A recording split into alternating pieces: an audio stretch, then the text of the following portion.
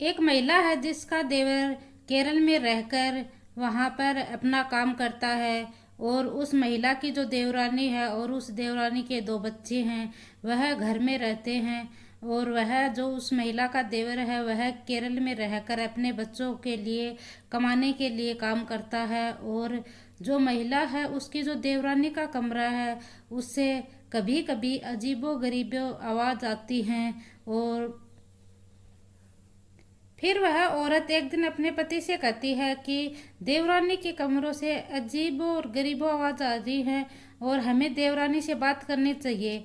लेकिन फिर जो उसका आदमी कहता है कि इसकी शादी को इतने साल हो गए हैं, आज तक इसके बारे में कुछ गलत नहीं सुना है, तो अब तुम क्यों शक कर रही हो। फिर वह महिला बोलती है कि नहीं नहीं, मुझे इसमें शक है कि इसके अंदर कोई और एक और व्यक्ति है और उसके साथ यह कुछ गलत कर रही है, मुझे ऐसा लगता। लेकिन फिर उसका पति उसे समझा देता है और फिर वह अपने काम में मगन हो जाती है। और फिर वह उस महिला का जो वो आदमी है वह उस महिला से कहता है कि तुम क्यों शक कर रही हो और खाम खा इसे पता चल जाएगा तो घर में तांडव मच जाएगा। लेकिन आखिरकार वह उस देवरानी के तक वह बात पहुंच जाती है और घर में आखिरकार तांडव मच ही जाता है। और ऐसा होने पर देवरानी कहती है कि अब मैं इस माहौल में बिल्कुल भी नहीं रहूंगी और मैं अपने बच्चों को लेकर कहीं दूर शहर में चले जाऊंगी और वहां जाकर अपने बच्चों को अच्छी शिक्षा दिलाऊंगी और कुछ अच्छा बनाऊंगी। ऐसा बोलने वो कहकर देवरानी कहीं दूर जाकर शहर में शिफ्ट हो जाती है।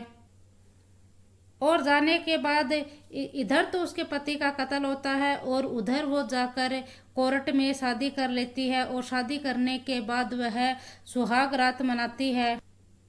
लेकिन जब पूरी घटनाक्रम की कड़ियों को पुलिस वाले ऐसे जोड़ते हैं तो पुलिस वाले भी हैरान रह जाते हैं। जब इस घटना के बारे में अखबारों के और खबरों के द्वारा लोगों को पता चलता है तो लोगों का कहना है कि आखिरकार इस महिला ने कत्ल का काम क्यों किया। आखिरकार ये महिला घर से चुपचाप भी तो जा सकती थी, इसे अपने पति को मारने की क्या जरूरत थी, ये घर से चुपचाप भी तो निकल सकती थी।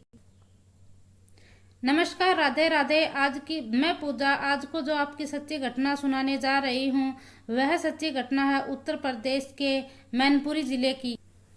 और इसका एक थाना लगता है पिछवा और पिछवा का ही एक गांव लगता है मन्नापुरी। वहां का रहने वाला एक व्यक्ति होता है जिसका नाम सुशील होता है और सुशील की पत्नी होती है राधा देवी।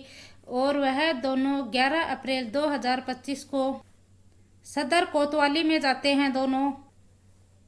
और जो ये राधा देवी है वह कहती है कि मेरा जो देवर है समीर वह 31 मार्च 2025 से घर से अचानक गायब हो जाता है और उसका कहीं कुछ भी पता नहीं चलता है। और हमने इससे फ़ोन पर भी कई बार संपर्क करने की कोशिश की लेकिन इसका फ़ोन भी बंद आ रहा है। और इसके 7 दिन बाद ही इसकी जो पत्नी है मीरा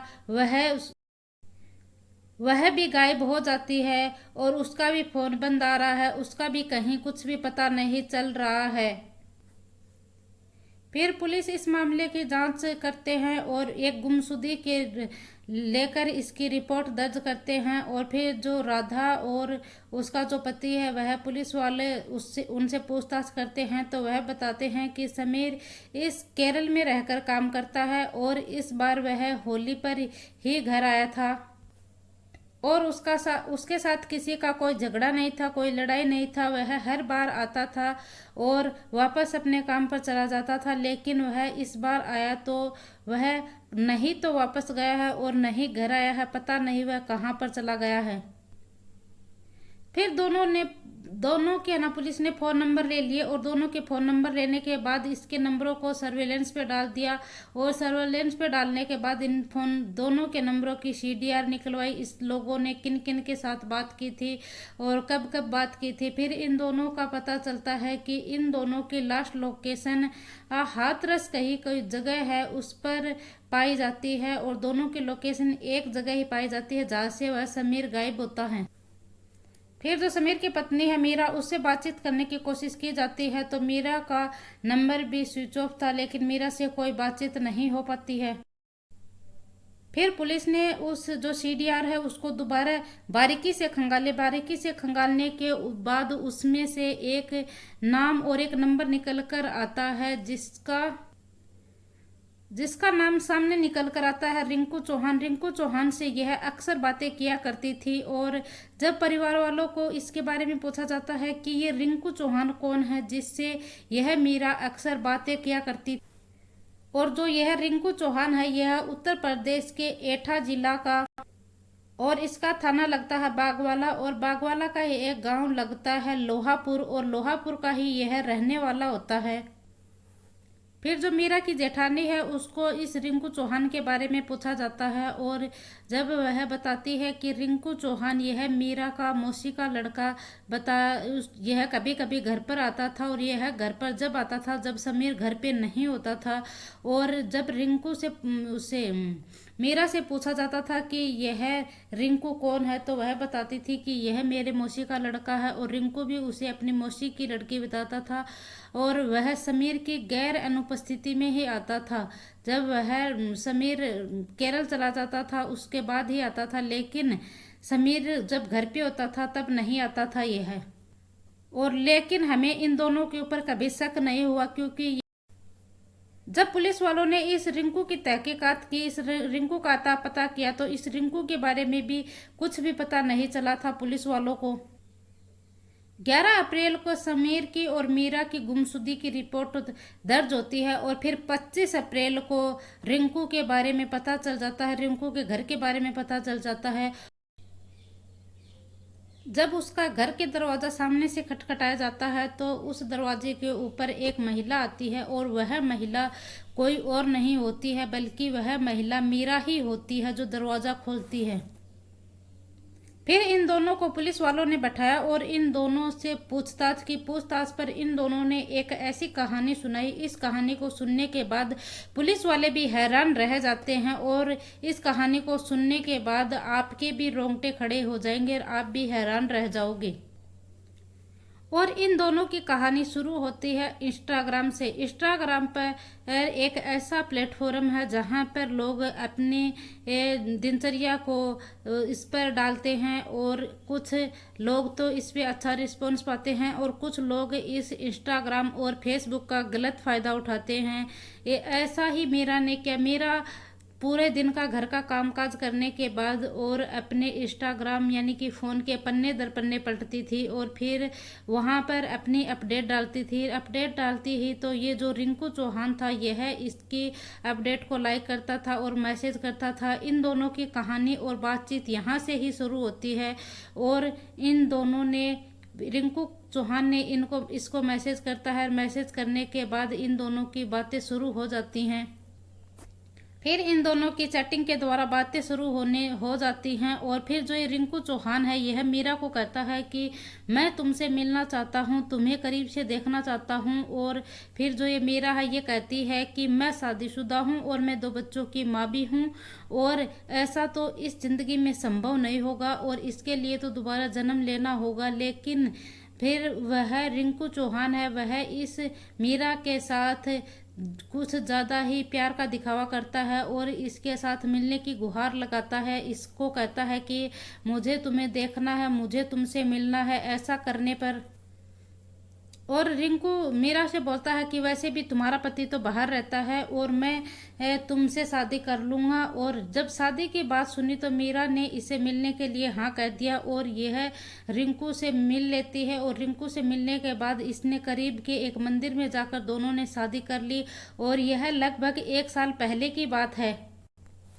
और शादी करने के बाद कभी तो मीरा इसके पास चली जाती थी, और कभी जो ये रिंकू चौहान है यह घर में मीरा का भाई बनकर आ जाता था। लेकिन यह जब आता था तो जेठानी को अजीबोगरीबी आवाज़ आती थी घर पर। लेकिन जेठानी की बातों पर जेठानी ने ऐसा सोचा कि घर में कुछ तो गलत हो रहा है, लेकिन जेठानी की बातों पर किसी ने भी कोई भी विश्वास नहीं किया था।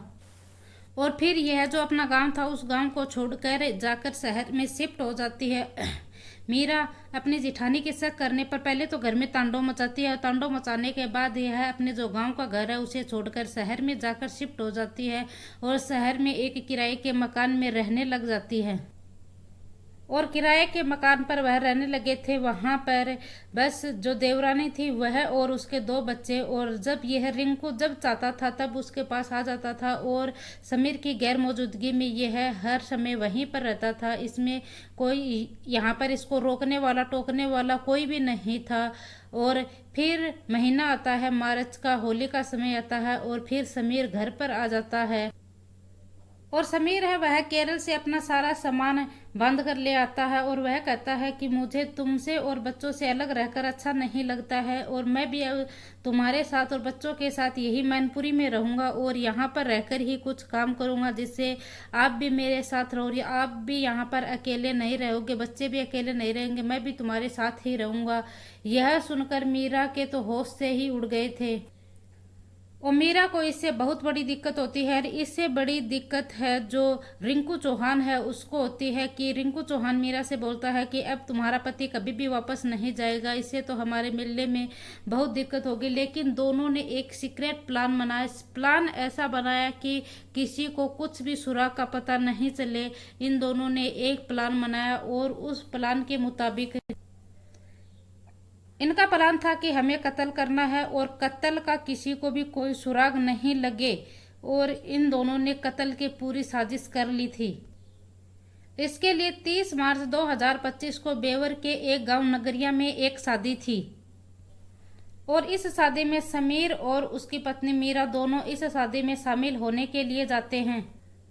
जब 31 मार्च 2025 को उस शादी से निकलते हैं तो मीरा अपने पति को कहती है कि हम अपने घर में एक फ्रिज रख ले, क्यों ना, अब गर्मी पड़ने लगी है, और फ्रिज के साथ एक टीवी भी ले लेते हैं, यह दोनों घर में रहेंगे तो अच्छा रहेगा। जब टीवी और फ्रिज लेने की बात आती है तो मीरा कहती है कि एक मेरा मौसी का लड़का है वो उससे ले लेते हैं। और उसमें मौसी की लड़के की बात आती है तो वह रिंकू चौहान होता है और रिंकू चौहान के साथ वाला एक लड़का होता है जिसका नाम नीलेश होता है। और फिर यह दोनों मीरा और जो समीर है ये इनके पास चले जाते हैं मीरा के प्लान के मुताबिक। और फिर यह लोग आपस में बात करते हैं। फिर बात आती है टीवी की और फ्रिज लेने की। टीवी और फ्रिज लेने की बात तो यह लोग कहते हैं कि पहले आपस में बैठकर बातचीत करते हैं, उसके बाद आपको घर ही तो जाना है, टीवी और फ्रिज जाते वक्त ले जाना। तो फिर ये बातचीत करते वक्त इन लोगों ने यहाँ पर इंतजाम किया बियर का और जो ड्रिंक होती है ड्रिंक और बियर का इंतजाम किया और यहाँ पर पार्टी करना शुरू कर देते हैं। और फिर ड्रिंक करने के बाद समीर को एकदम से फुल नशा हो जाता है। नशा होने के बाद यहाँ से भी एक बाहरी चीज पत्थर जैसी उठाई जाती है और उसको उठाने के बाद समीर को जब तक मारा जाता है तब तक वह उसकी मौत नहीं हो जाती है। और फिर मौत होने के बाद यह यहाँ से इसको उठाया जाता है और उठाने के बाद एटा में इसकी मौत करते हैं। और मौत करने के बाद एक जिला लगता है हाथरस और हाथरस के और वहां पर एक गांव लगता है उस सिकंदरा मार्ग। और सिकंदरा मार्ग के पास से एक रोड जाती है और उस रोड के ऊपर इसकी जो लाश है उसको फेंक देते हैं। और लाश फेंकने के बाद वह चले जाते हैं और चले जाने के बाद वह अपनी अपनी जिंदगी में व्यस्त हो जाते हैं। फिर पुलिस को इन दोनों ने बताई हुई घटना के बाद जब सिकंदरा पुलिस से पूछताछ की तो उन्होंने बताया कि हमें हाथरस रोड के ऊपर एक लाश मिली थी, जिस लाश के हमने बहुत कोशिश की थी कि कोई आ जाए, कोई पहचान ले, लेकिन पोस्टमार्टम की रिपोर्ट के बाद हमने 72 घंटों तक इंतजार किया और 72 घंटों के इंतजार के बाद हमने इस डेड बॉडी का अंतिम संस्कार कर दिया। और यह लाश सिकंदरा पुलिस को 1 अप्रैल 2025 को मिली थी और उस डेड बॉडी के अलग अलग हिस्सों पर चोट लगी थी। हमने सोचा कि इसे कहीं कोई सड़क हादसे में इसकी मौत हो गई और इसकी हमने बहुत पहचानने की कोशिश भी की ताकि इसके कोई पहचान ले, लेकिन किसी ने इसको पहचानना नहीं था। फिर हमने इसके 72 घंटों के बाद इस बॉडी का अंतिम संस्कार कर दिया और 1 अप्रैल को उसकी डेड बॉडी मिलती है। और डेड बॉडी मिलने के बाद 15 अप्रैल को जो उसकी पत्नी है मीरा समीर की वह रिंकू चौहान के साथ मैनपुरी कोर्ट में जाती है। मैनपुरी कोर्ट के अंदर जाकर वह रिंकू के साथ कोर्ट मैरिज कर लेती है। कोर्ट मैरिज करने के बाद यह दोनों पति पत्नी की तरह एक दूसरे के साथ रहते हैं और यह बताते हैं कि इससे 1-1.5 साल पहले भी हमने मंदिर में शादी कर ली थी, लेकिन मंदिर वाली शादी का किसी को पता नहीं था। लेकिन जो कोर्ट वाली शादी है वह पुलिस मामले में सामने आ जाती है और अब ये महिला भी जेल के अंदर है। जो इसका जिस लड़के के साथ इसने शादी की थी वह भी जेल में अंदर है, जेल के अंदर है। जो सहयोगी है वह भी जेल के अंदर है। जो इसके 2 बच्चे थे उनकी जिम्मेदारी जो इस महिला के बूढ़े सास ससुर है उनके कंधों पर आ गई है। और फिर मीरा से पूछा जाता है कि तुम्हें घर से जाना ही था तो तुम चुपचाप चले जाते, घर से ऐसा क्यों किया और तुमने उसको क्यों मारा। लेकिन ऐसा पूछने पर मीरा चुप्पी साध देती है और वह कुछ भी नहीं बोलती है। और घर वालों को पता चला कि जिस रात समीर गायब हुआ था उसकी मौत उसी रात भयानक रूप से हो कर दी गई थी और घर वालों का यह सुनकर रो रो कर बुरा हाल हो जाता है। दोस्तों, यह घटना सुनाने का किसी का दिल को ठेस पहुंचाना नहीं है, बल्कि आपको जागरूक करना है। ऐसे ही और घटना और ऐसे ही और वीडियो देखने के लिए हमारे चैनल को सब्सक्राइब करें और वीडियो को लाइक करें। जय हिंद, जय भारत, राधे राधे, जय श्री कृष्ण।